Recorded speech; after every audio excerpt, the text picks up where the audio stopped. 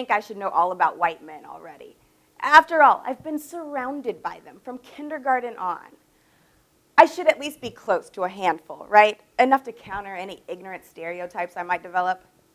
I should not come to my sophomore year of college power class, still with no idea what it's like to be a white man in America. But alas, here I am, ready to explore white male identity. My question is simple. How do white men see their own identities?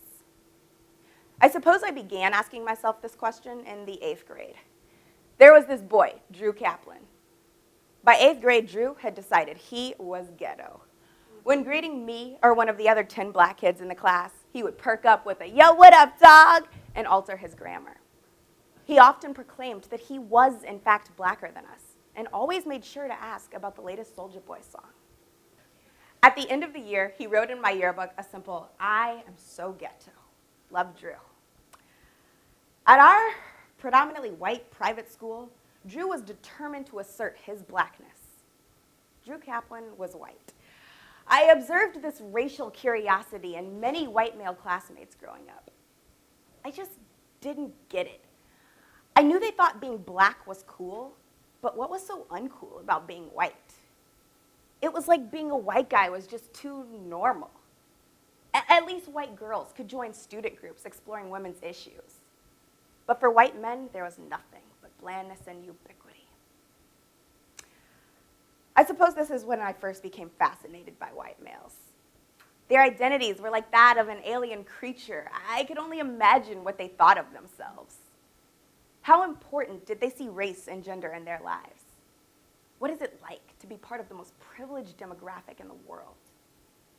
To begin answering these questions, I interviewed 21 white male Stanford students.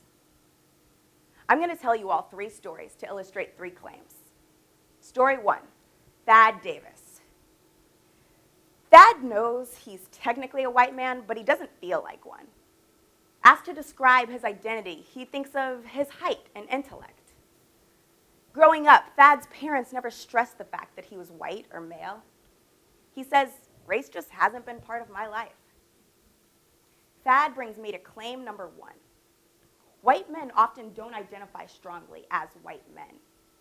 In other words, they don't see their race and gender as central to who they are. I'll admit, this is hard for me to imagine. You asked me to define my identity, and the first words out of my mouth are black woman, say it loud, I'm black and I'm proud. I'll probably do a little dance with it and everything. My race and gender have been hugely central to who I am as a person. Why do white men not feel the same way? Many researchers have explored this phenomenon. One academic at Yale Law School found that white men see themselves as individuals much more than other demographics.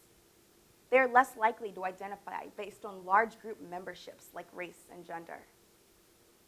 Much of this and other research implied that white men were to blame. With their idealistic individualism, they just didn't see the full significance of race and gender in their lives. But I knew there was more to the story than that. And this is where I add to the current body of research. Story 2, Chase Johnson. Chase was asked the following question: "What comes to mind when you think white man?" He answered, "It's such a general category that it seems to mean nothing. I see it as more of a lack of identification, like the default category." For Chase, his identity is what makes him unique. But being white and male don't make him feel unique. For this reason, he chooses other things to identify with.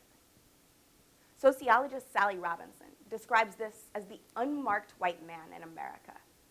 Socially, white masculinity is often invisible. Then you have Chase's friend, Frank.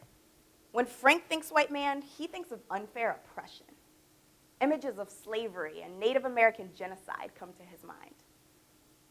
Frank says that these negative associations have made him want to identify as non-racial.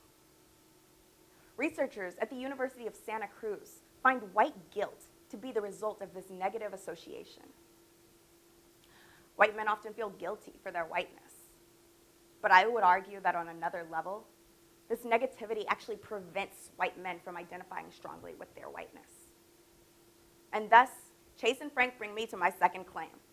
White men, in fact, cannot claim white masculinity as central to who they are because of what the phrase white man connotes. Now, I don't know about you guys, but I would not want to center my identity around something that either means basically nothing or is entirely negative. It makes sense that white men don't see themselves as primarily white men. Like Chase said, it's hard to identify with something that doesn't have a clear history or strong tradition. It's even harder if that history is marked by supremacy and oppression. So far, we've seen that white men don't identify strongly with white masculinity because they can't. And they can't because of what the phrase white man connotes. The result of all this? Underdevelopment. Psychologist David Scott cites that white men are arguably the most disadvantaged in developing as racial and gendered beings. In other words, they are less likely to see the full significance of race and gender in their lives. Now, why does any of this matter? Well, I'm glad you asked. The reason why all of this matters, why I chose this project in the first place, is because of one word: privilege. This brings me to story number 3, Sam York. Now, Sam is a smart kid. He understands the idea of privilege, that some people have unearned social advantage because of things they can't control. In the abstract, he recognizes that he may have extra opportunities from being a white man. But when it comes to real life, Sam doesn't think he's receiving extra advantages. He says the only time privilege affected him was applying to college, and being a white man was a disadvantage. Sam believes that his life would have the same basic outcomes if he were born a girl. Now, Sam, like every boy in this presentation, is not a real person. He represents a combination of interviewees, the more common responses I received. Most of the students I spoke with could intellectualize privilege, but they didn't internalize it. At the end of the day, they didn't see themselves as actually having more tangible opportunities from being white American men. And again, this makes sense to me now. If you don't see your whiteness and masculinity as central to who you are, it's hard to see how white male privilege affects you every day. But what about the guys who did recognize their privilege? Out of the 21 I interviewed, 6 mentioned that they were lucky to be born white men. The 6 I spoke with fell in 3 categories. 1, their parents spoke to them about race and gender privilege at home. 2, they were often around minority students at school. And 3, they had an experience that woke them up and made them question their perspective. But it is imperative that more white men start to recognize their race and gender privilege. And all of us in this room, for that matter, have some form of extreme social privilege. I believe that when we recognize our privilege in society, we feel obligated to help marginalized people. And the world needs more of us working for social justice.